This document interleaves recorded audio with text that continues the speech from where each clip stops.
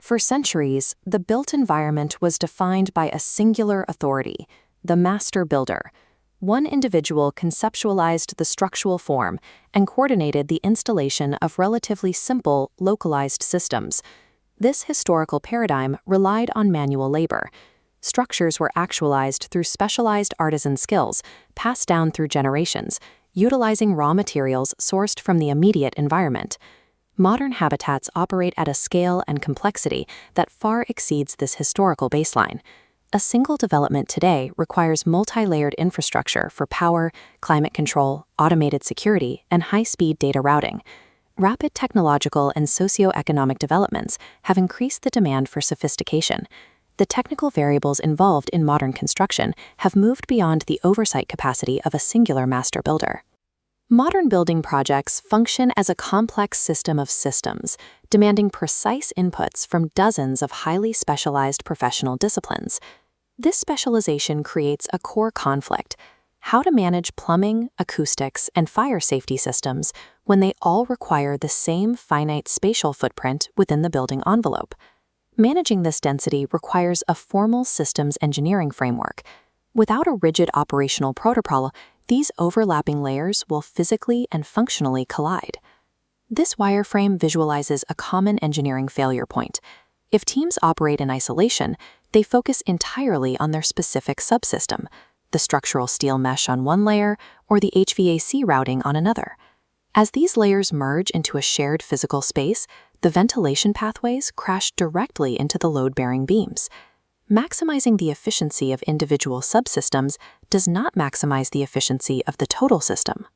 This failure is the predictable result of a siloed waterfall workflow.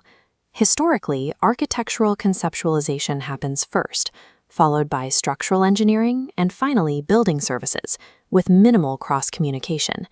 Treating these interconnected networks as sequential handoffs causes critical variables to be ignored until they manifest as expensive physical clashes on the construction site. The National Building Code of India established Part 0 to manage these multidisciplinary intersections. Part 0 mandates an integrated approach. It creates a framework for concurrent engineering, where architects, civil engineers, and utility specialists define system constraints together from the initial concept stage. Without the operational protocols established in Part 0, the technical specifications found in the rest of the building code cannot be successfully executed in physical space. There is a misconception that building management is limited to the active construction phase. In reality, a building exists across a 6-stage continuum defined by Part 0: siting, conceptualization, design, construction, operation and maintenance, and finally, deconstruction. Stage 1 is siting. Before drafting begins, teams conduct geotechnical and geoclimatic analyses, identifying local soil capacities and adapting the design to regional environmental conditions. Stage 2, conceptualization, is when the core multidisciplinary team is formed and the integrated approach begins. A single hub requires acoustic specialists, HVAC engineers, fire protection experts, urban planners, and security specialists working concurrently. Stage 3, design, mandates the team synthesize these competing requirements into a clash-free blueprint before physical work begins. The asset's entire lifespan trajectory is fixed during these first 3 stages. Failures here compound as the project moves from data into physical space. Structural safety is only the baseline. The design team must concurrently balance a dense web of overlapping socio-technical constraints. For instance, building codes mandate universal, barrier-free accessibility. Formulating a compliant plan requires an immediate intersection between the architectural spatial planners drafting the corridors and the landscape architects grading the exterior topography. Simultaneously, if the site touches a heritage zone, the design must accommodate the rigorous conservation constraints mandated by archaeological authorities. Overlaying all of this is the sustainability constraint, defined in Part 11. The team must optimize the building envelope for natural daylighting while integrating active water recycling and waste management systems. Solving for structural loads, universal accessibility, heritage integration, and sustainable performance simultaneously makes the integrated approach a foundational requirement. Stage 4 translates the project from a digital blueprint into physical reality.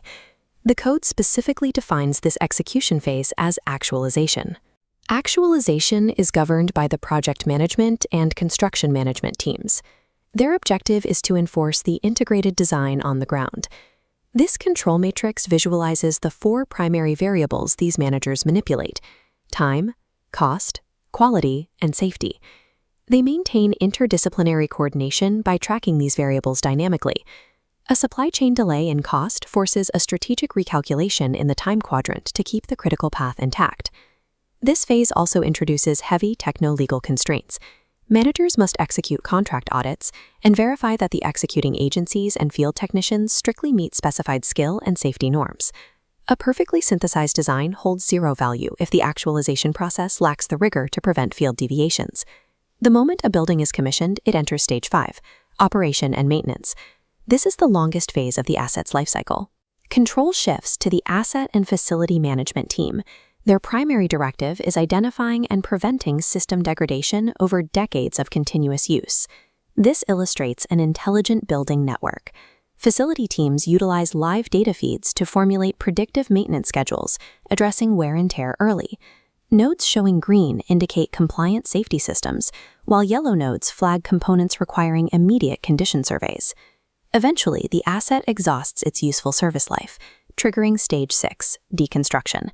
There is a distinct difference between haphazard demolition and organized deconstruction. Demolition destroys value, deconstruction preserves it. Because of the integrated approach, this end-of-life dismantling protocol was already mapped out back in Stage 2. The building is disassembled to retrieve specific products and structural components for recycling and reuse. True sustainability is achieved only when the mechanics of a building's death are programmed into the initial conception of its life. Zooming out, we can view the entirety of the National Building Code. It is a comprehensive suite of distinct, highly specialized technical disciplines. It contains exacting parameters for structural design in Part 6, complex utility routing in Part 8, and strict environmental guidelines in Part 11.